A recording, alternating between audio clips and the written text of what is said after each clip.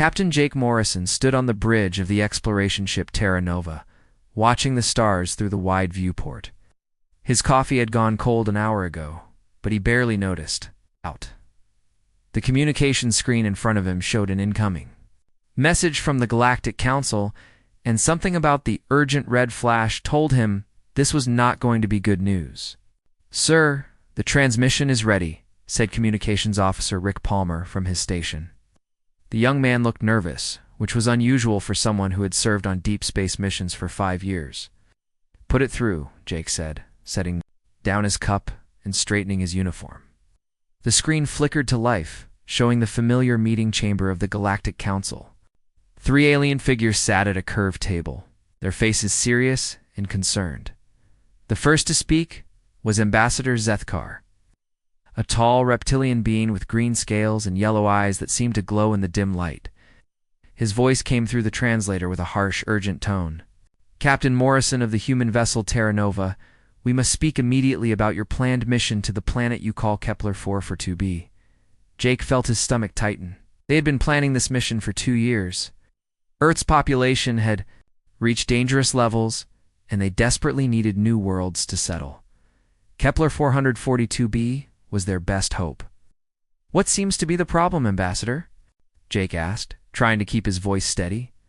The second alien, bird-like creature called Counselor Trillick, spread her feathered wings in what Jake had learned was a gesture of extreme concern. Her beak clicked nervously as she spoke. "Captain, you must understand. The world you wish to visit has been classified as a Class X death world for over 300 years. Oh. No living being can survive there. We have lost entire fleets trying to explore that cursed place." Jake glanced at his crew. Commander Lisa Rodriguez, his second in command, and the ship's best xenobiologist, was frowning at her datapad. Dr. Ben Carter, their chief scientist, looked confused as he checked his readings. "I'm sorry, but our scans show the planet is perfectly suitable for human life," Jake said. "Our computers indicate breathable atmosphere, reasonable gravity, and abundant water. What exactly makes it so dangerous?" The third alien, an insect-like being with multiple arms and compound eyes, made a sound that the translator couldn't interpret properly. When it spoke, its voice buzzed with fear. "The atmosphere contains compounds that dissolve organic tissue within minutes of exposure. The plant life is carnivorous and can sense fear from great distances. The very ground shifts and moves, creating gravity wells that crush any vessel that lands." Commander Rodriguez stepped forward. "Captain, may I speak?" When Jake nodded, she addressed the aliens directly. "Respectfully, our detailed scans don't show any of these conditions." "Are you certain we're talking about the same planet?" Ambassador Zethkar's scales seemed to darken with anger. "Human, do you think we would lie about such things? We have recordings of our greatest warriors being consumed by that world's horrors. Shall I show you the footage of the Valdris expedition?" Without waiting for an answer, the alien activated a holographic display. Jake and his crew watched in silence as images filled the screen. They saw ships landing on what looked like a normal planet with green forests and blue skies. But within moments, the footage showed alien soldiers in heavy armor screaming and running back to their ships. Some seemed to be dissolving as they ran. Others were being pulled into the ground by writhing plant roots. This footage was taken only 50 years ago, Counselor Trillick said, her voice quiet with remembered fear. "The Valdris were our strongest warriors, equipped with the best protective gear in the galaxy. They lasted less than 1 standard hour on the surface." Dr. Carter stepped up to Jake's side. "Captain, something doesn't add up here. The planet in their footage looks different from our target. The continents are shaped wrong, and the star position is off." Jake looked more carefully at the holographic images. Ben was right. This wasn't the same world they had been studying. "Ambassador, I think there might be some confusion about which planet we're discussing," Jake said carefully. "Could you double-check your coordinates?" The aliens exchanged glances. Zethkar manipulated some controls, and new data appeared on the screen. Jake felt his heart sink as he realized they were indeed talking about the same world. "Captain Morrison," the reptilian ambassador said slowly, "you must understand. In all our centuries of space travel, we have never encountered a more deadly world. The very air burns lungs. The water is poison. The ground itself hungers for death. We beg you to reconsider this madness. Lisa Rodriguez was studying her scanner. With a puzzled expression, "Sir, I'm reading their data now, and it's completely different from ours. According to their sensors, the atmospheric oxygen content would be toxic to most species. The gravity is listed as crushing. Even the electromagnetic radiation levels are marked as lethal." Jake looked around at his crew. They were all experienced space travelers who had visited dozens of worlds. None of them looked particularly worried about the mission ahead. "With respect, Ambassador," Jake said, "our instruments show this world is very similar to Earth. Perhaps our species have different tolerances for environmental conditions." The insect-like alien made that buzzing sound again. "Captain, you do not understand. Earth itself would be classified as a moderate death world by our standards. Your homeworld's oxygen levels, weather patterns, and predatory life forms would kill most galactic species within days." This statement hung in the air for a moment. Jake had never thought of Earth as particularly dangerous. Sure, there were storms and wild animals, but humans had always dealt with those things. "Are you saying that what we consider normal living conditions would be deadly to you?" Jake asked. "Precisely," Counselor Trillick replied. "Your species evolved on a world that most of us could never visit without extensive life support systems. This is why we fear for your safety on Kepler 44b.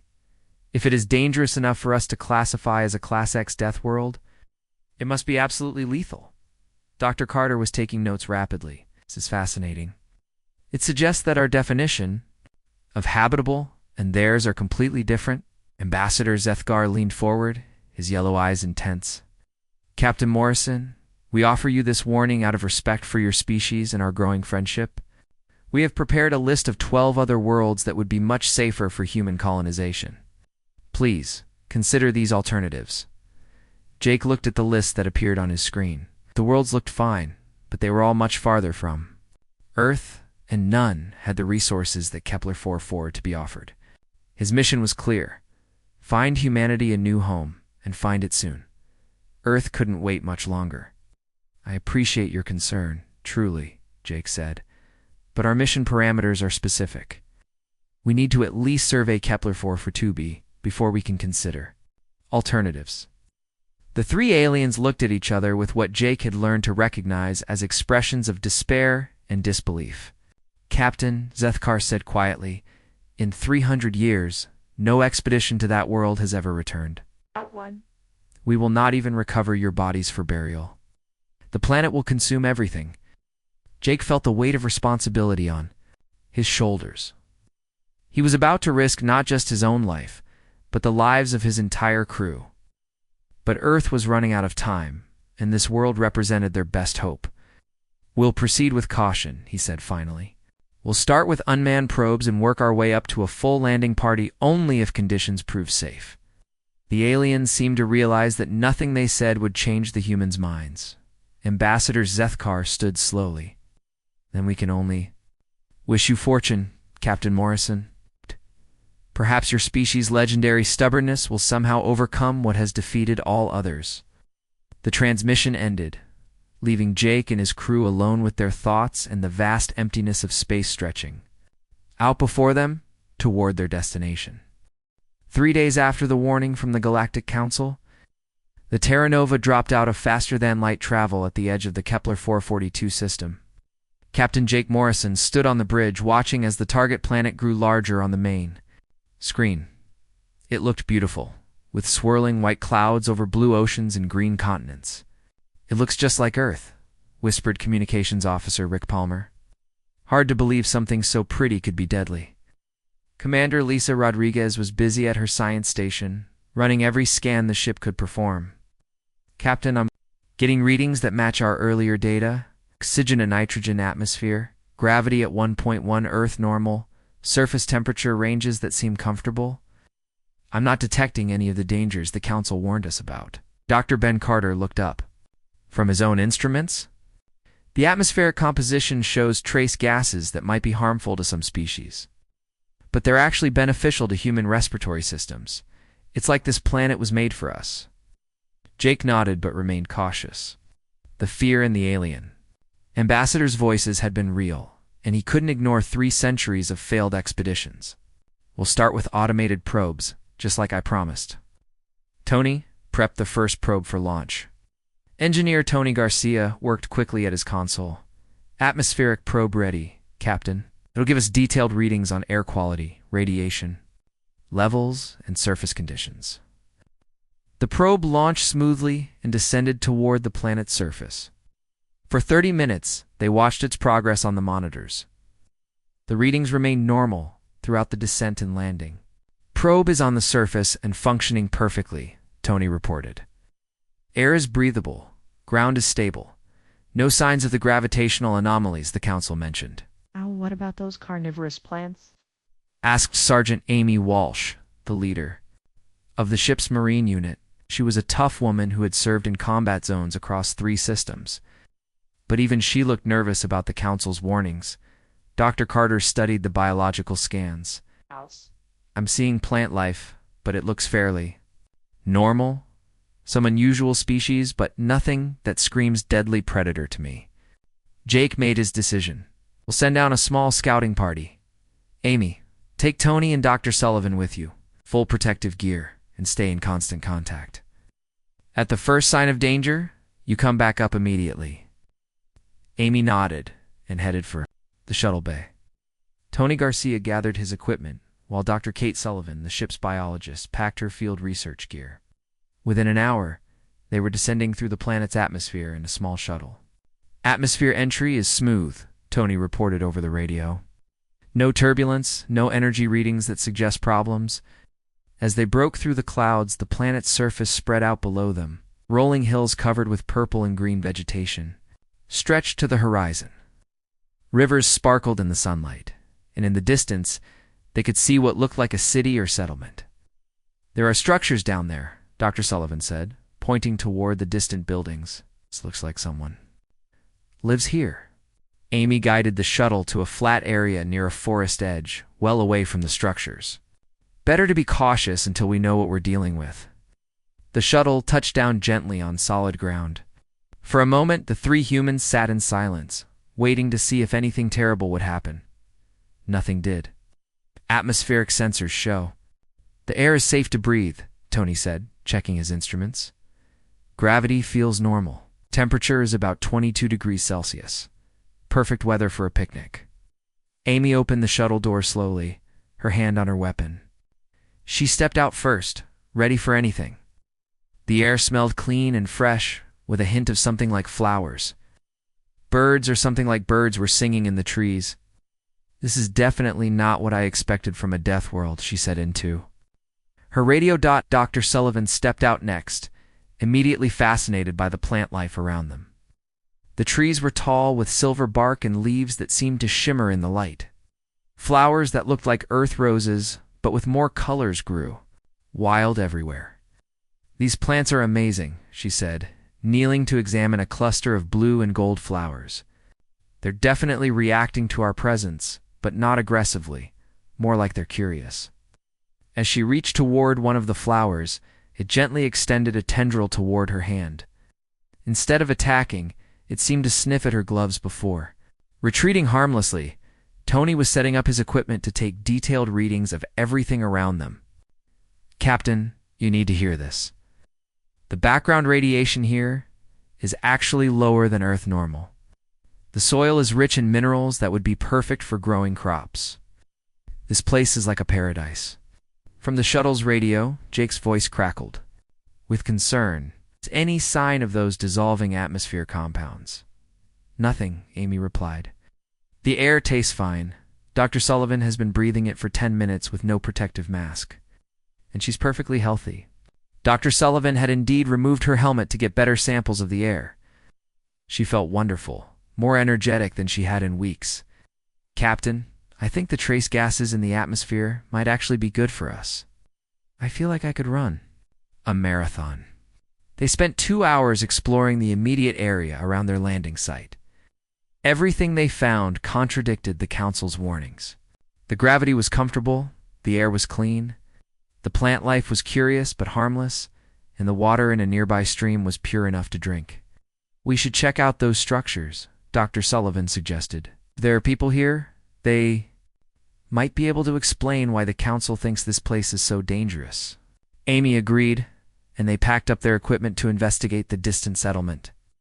As they hiked through the pleasant landscape, they noticed more signs of intelligent life. Paths had been worn through the grass, and some of the trees showed signs of careful tending. The settlement turned out to be a small town with buildings. It's made of the same silver material as the tree bark. The architecture was beautiful, with curved walls and gardens integrated into every structure. As they approached, several figures emerged to meet them. The inhabitants were humanoid, but clearly not human. They stood about 6 feet tall with pale blue skin and large dark eyes. Their hair was white and seemed to move slightly in the breeze even when there was no wind. They wore simple clothes in earth tones and carried no weapons. One of them, who seemed older than the others, stepped forward and spoke in a musical language that the humans' translators couldn't immediately process. "Hold on," Dr. Sullivan said, adjusting her translation device. "The computer is learning their language. Give it a minute." After a few more exchanges, the translator began to work. The older being was saying something about visitors and great joy. "Welcome, Skywalkers."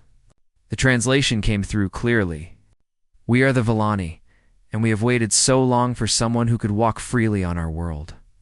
Amy lowered her weapon, which she had been holding ready. "You've been waiting for us?" The Villani elder nodded enthusiastically. "For 300 years, others have come to our world. They arrive in great ships, but they cannot leave their metal shells. They fear our air, our plants, our very ground. Many died trying to walk where you walk easily." Tony stepped forward. "The Galactic Council says your world is deadly. Call it a Class X death world." The elder made a sound that might have been laughter. "To them, perhaps it is, but you breathe our air as we do. You touch our plants as we do. You are the first visitors who do not need protection from our world." Dr. Sullivan was fascinated. "How do the other species react to your planet?" "The ones with scales dissolve in our atmosphere," the elder explained sadly. "The ones with feathers cannot process our air and suffocate. The ones with shells are crushed by what they call heavy gravity, though it feels normal to us." Amy was beginning to understand. So the planet isn't actually dangerous. It's just dangerous to them, but not to us. "Exactly," the elder said. "Have watched your species ships in the sky for many seasons. We hoped that perhaps you would be different, and you are." The three humans looked at each other with amazement. They had found not a death world, but a world perfectly suited to human life, inhabited by a friendly species that had been isolated for centuries because no other galactic race could survive here.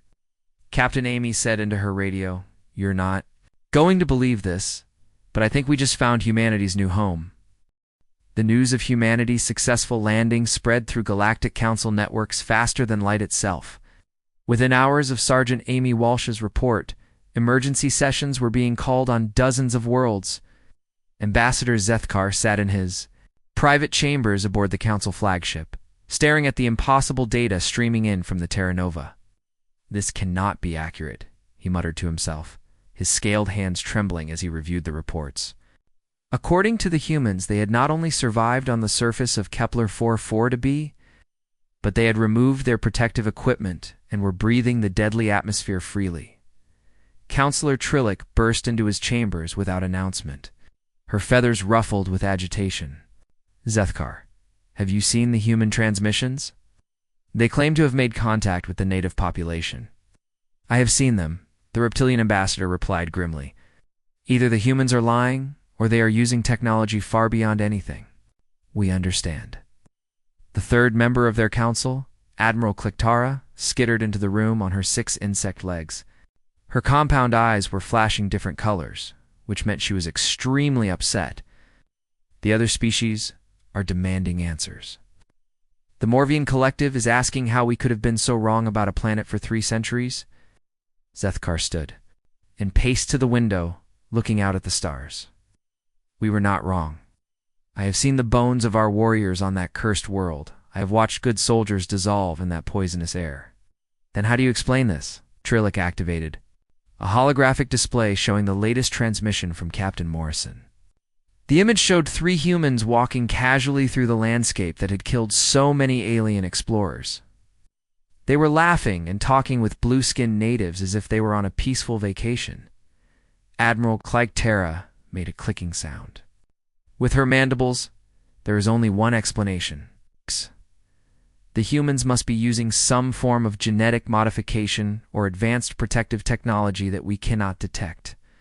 Then we must see for ourselves, Zethkar decided. Pair and inspection. Fleet.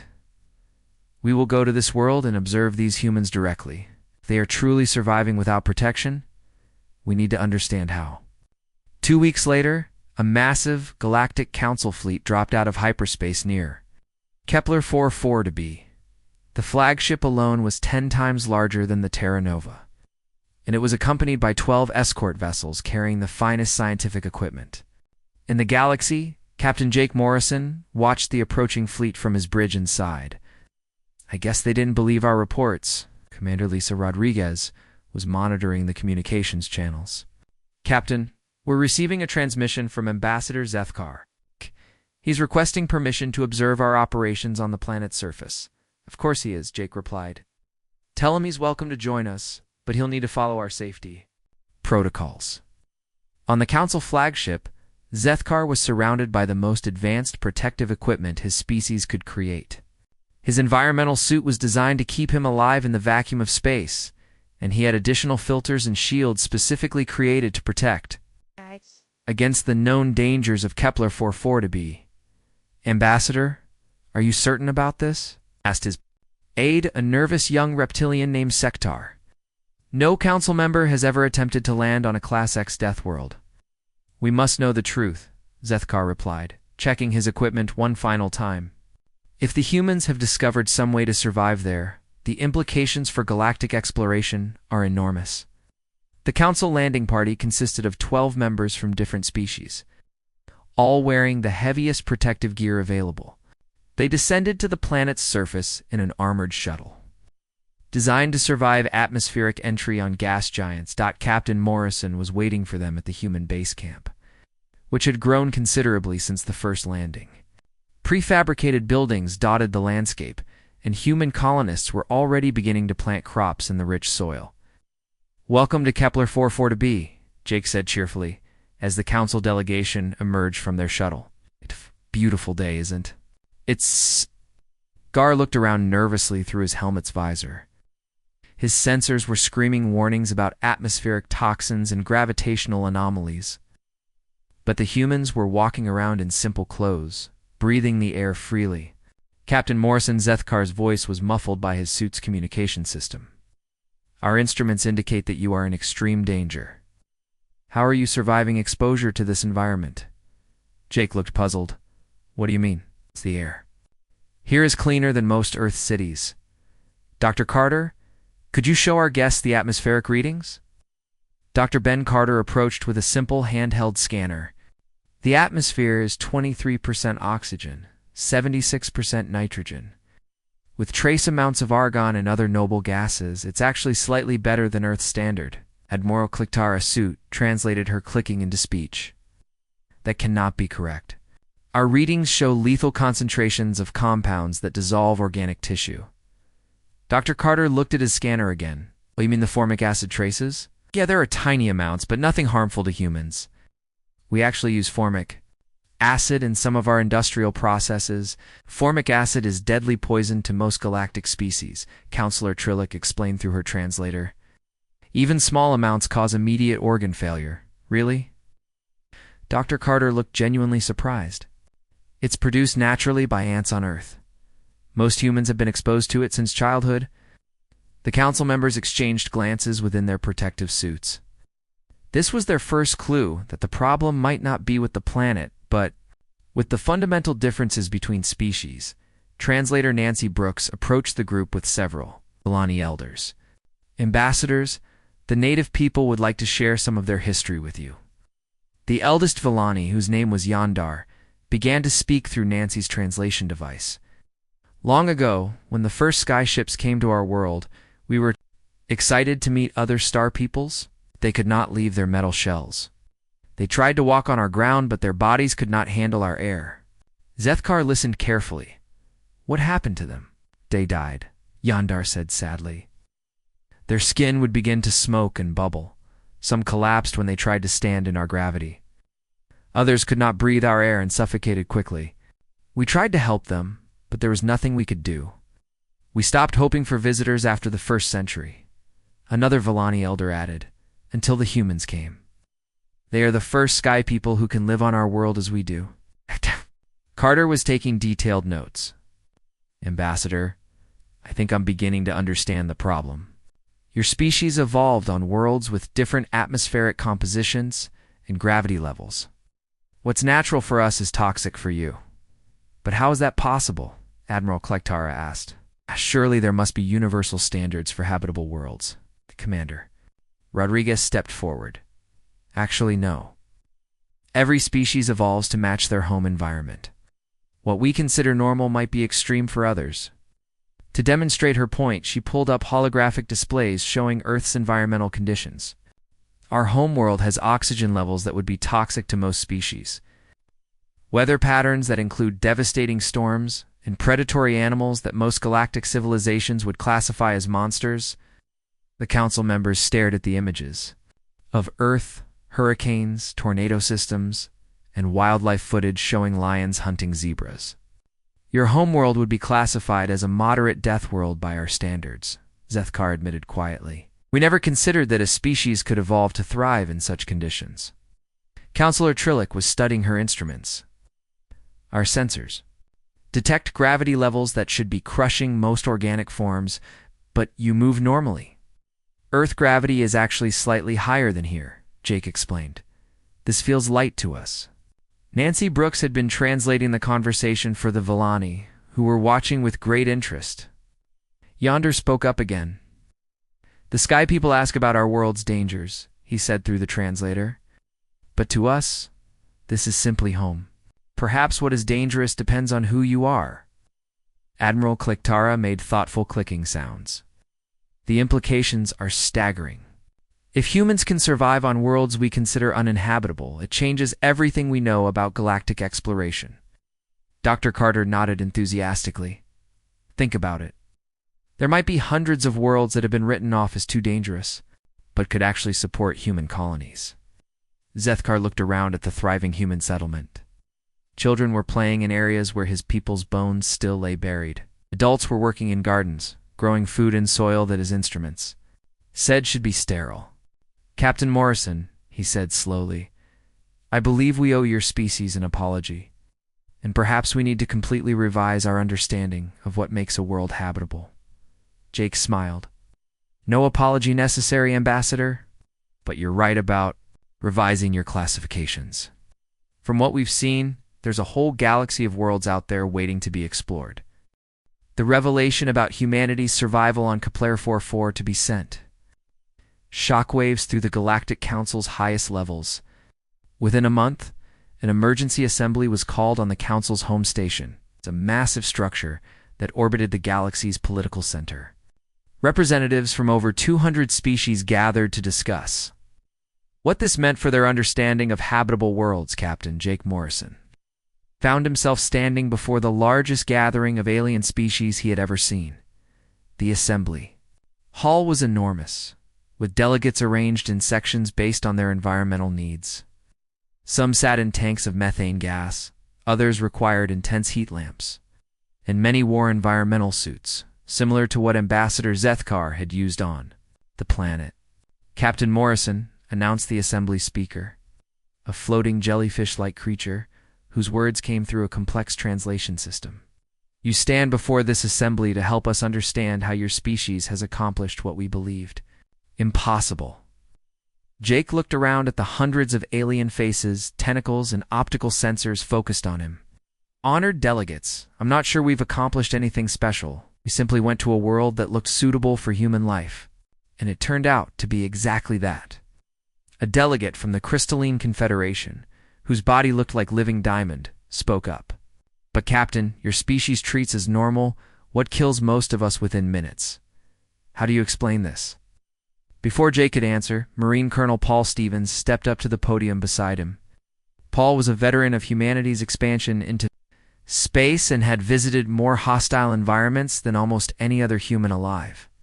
Delegates, with respect, I think the question isn't how we survive these conditions, but why you find them so deadly, Paul said. Oh. Let me show you something, Paul. Activated a holographic display that showed Earth's surface. The image started with what looked like a peaceful blue and green planet, then zoomed in to show details that made many aliens in the audience gasp or make sounds of distress. This is our homeworld, Paul explained. What you're seeing is a category 5 hurricane with winds over 200 kilometers per hour. Humans live through dozens of these every year. The image changed to show a volcanic eruption, then a massive earthquake, then footage of humans walking through a desert where the temperature reached 50 degrees Celsius. These are normal weather conditions on Earth, Paul continued. We've evolved to handle extreme variations in temperature, pressure, and atmospheric conditions. A delegate from the Aquatic Alliance, speaking through a water-filled communication device, asked, "But how do you survive the predators?" The holographic display switched to show Earth's wildlife. Lions stalking prey, sharks hunting in the ocean, bears catching salmon in rivers. Many of the alien delegates moved away from the images instinctively. These animals share our world, Jake explained. Humans learn to coexist with them, hunt them, or avoid them. It's made us adaptable and tough. Dr. Elena Vasquez, the Terra Nova's chief medical officer, joined them at the podium. If I may add something, delegates, human biology is designed for survival in changing conditions. Our immune systems fight off thousands of different diseases and toxins. Our bodies can process foods that would poison most species. She activated her own set of displays, showing human physiology. We can survive for weeks without food, days without water. We can function in gravity ranges from 0.5 to 2.0 Earth normal. Our temperature tolerance range is wider than most species' total environmental requirements. Ambassador Zethkar stood up in his section of the assembly. Dr. Vasquez, are you saying that humans are naturally more resilient than other galactic species? Not more resilient, Elena corrected. Just resilient in different ways. Every species adapts to their home environment. Humans adapted to a world that's constantly trying to kill them in new and creative ways. Counselor Trillick spread her wings, a gesture the assembly recognized as a request to speak. Captain Morrison, we have been reviewing our records of quarantined worlds. There are currently 47 planets classified as too dangerous for colonization. Are you suggesting humans could survive on these worlds? Jake looked at his team, then back at the assembly. We'd have to examine each world individually, but it's possible. What makes them dangerous? Trillick activated a display showing the list of quarantined worlds.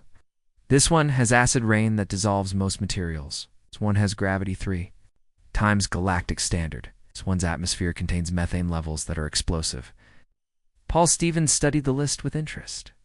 The acid rain might be a problem, but we have materials that resist acid. High gravity would be challenging, but not impossible. And humans have been working with methane for centuries. You work with methane?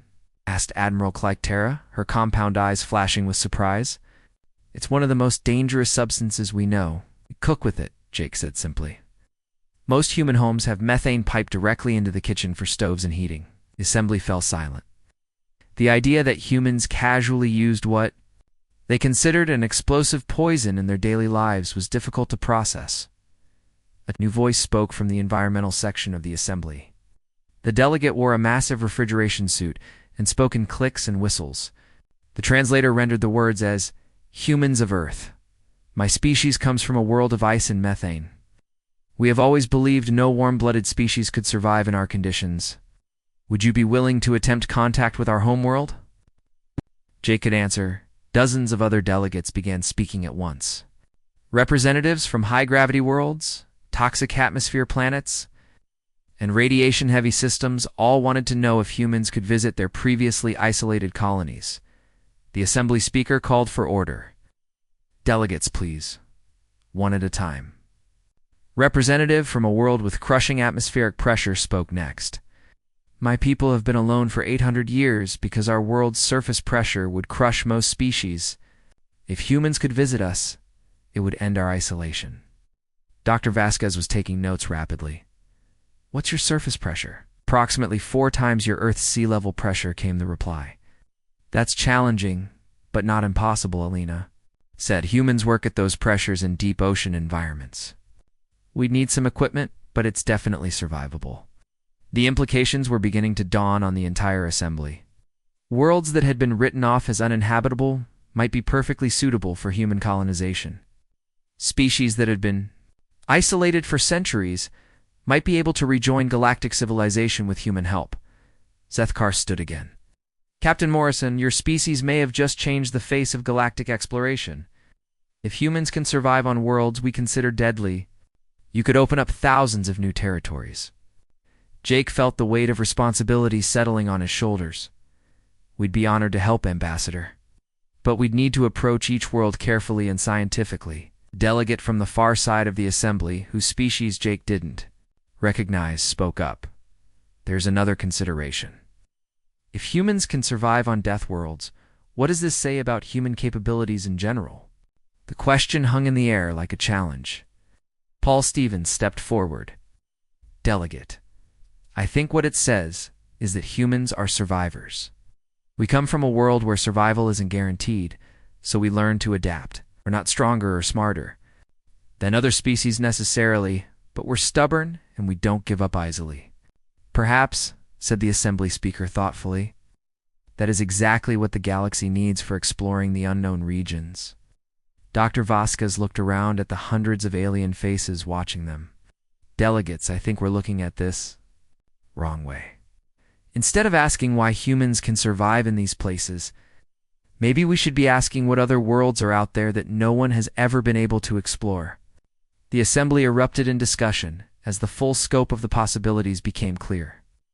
There were entire sectors of the galaxy that had been avoided because they were considered too dangerous. With human involvement, those regions might finally be open to exploration and colonization. Ambassador Zethkar raised his hand for attention.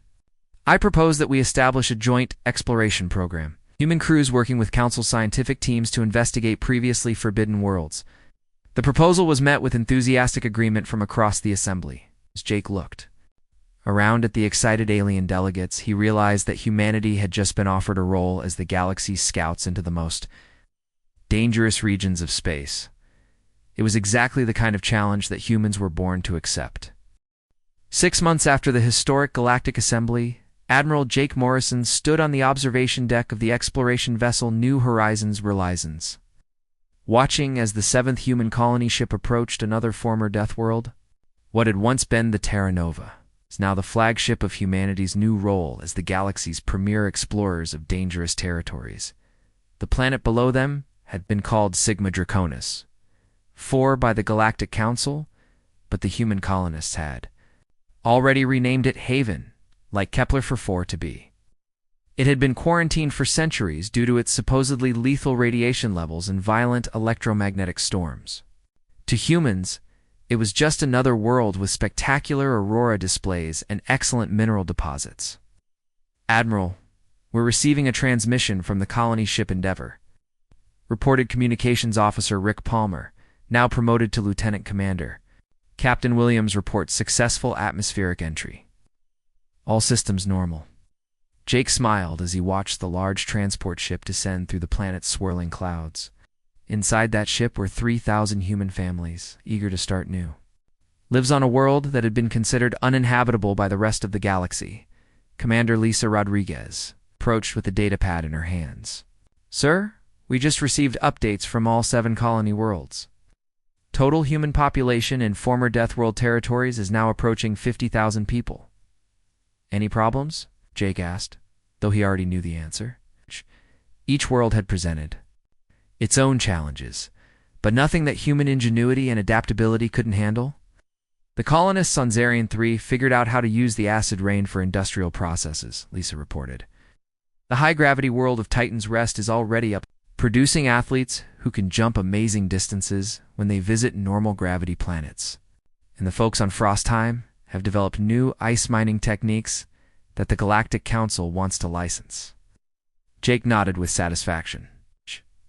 Each colony had not only survived, but was thriving in ways that amazed their alien observers.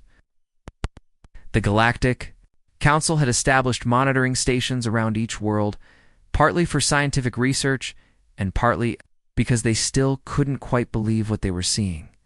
Dr. Ben Carter joined them at the observation window.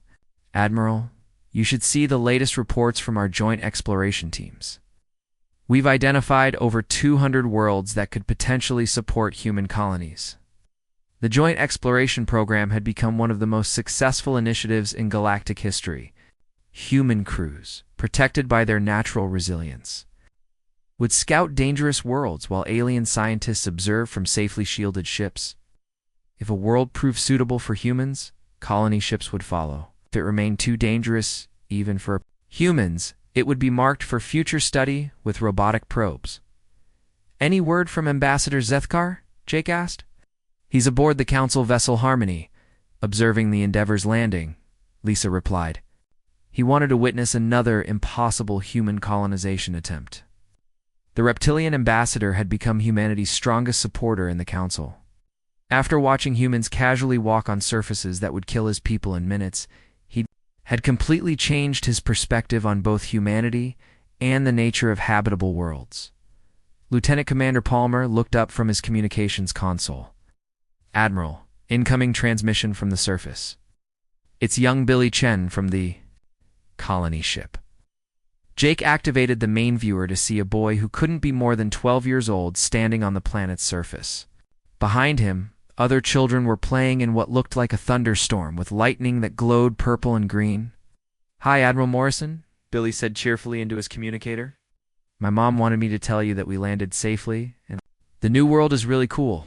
The lightning here makes music when it hits the ground, and we found some crystal formations that the scientists say are impossible." Jake couldn't help but laugh. To Billy and the other children, moving to a world that terrified the galaxy's most advanced civilizations was just another adventure. "That's great to hear, Billy. Are you and the other kids being careful around those crystal formations?" "Sure," Billy replied. "Dr. Martinez says they're made of some mineral that would be toxic to most aliens, but they're perfectly safe for humans. We're going to use them to build a playground."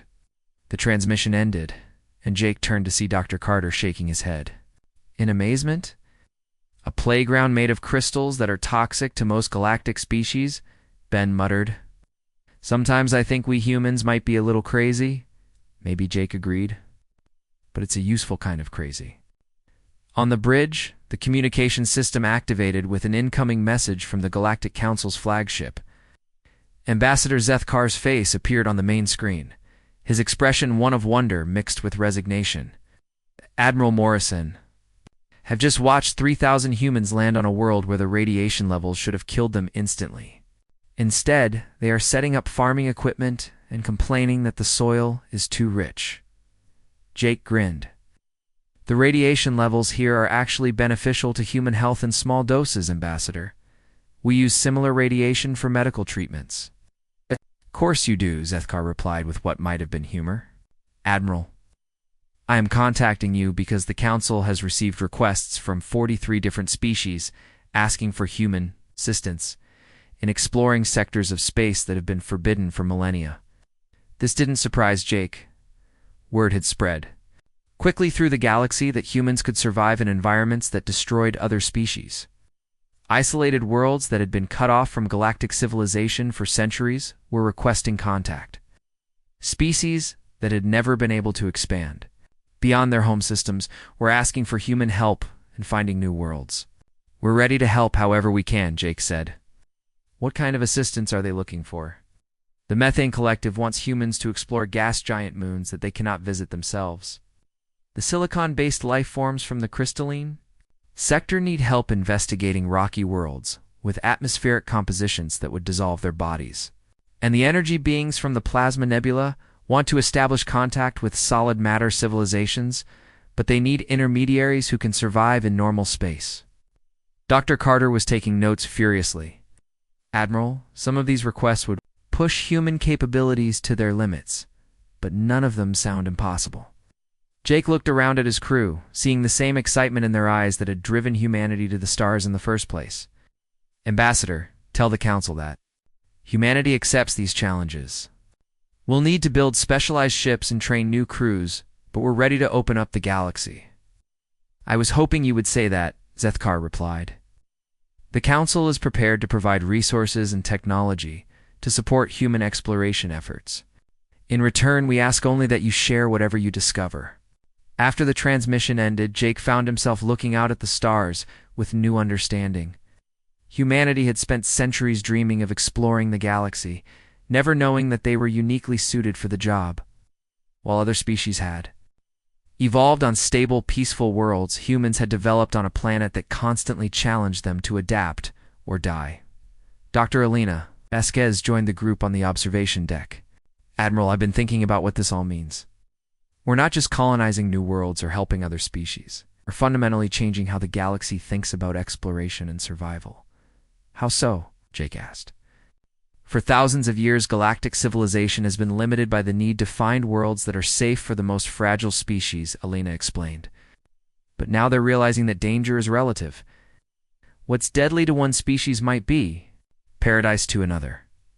Lisa Rodriguez nodded thoughtfully. And humans are apparently the species that can survive in places that are deadly to everyone else. Jake watched as more ships approached the planet below, bringing supplies and new colonists to another impossible world. On the surface, he could see lights beginning to appear as the humans established their new settlement in an environment that should have killed them all.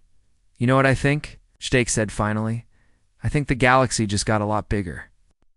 If to emphasize his point, the communications system activated again with another request for human assistance. This time it was from a species that lived in the galaxy's central black hole region. It's asking if humans might be able to help them explore the dangerous space beyond their gravitational prison. Jake looked at his crew and saw the same answer in all their faces. When had humanity ever turned down a challenge that everyone else said was impossible? Rick, set course for the galactic core, he ordered. It looks like we have another death world to visit.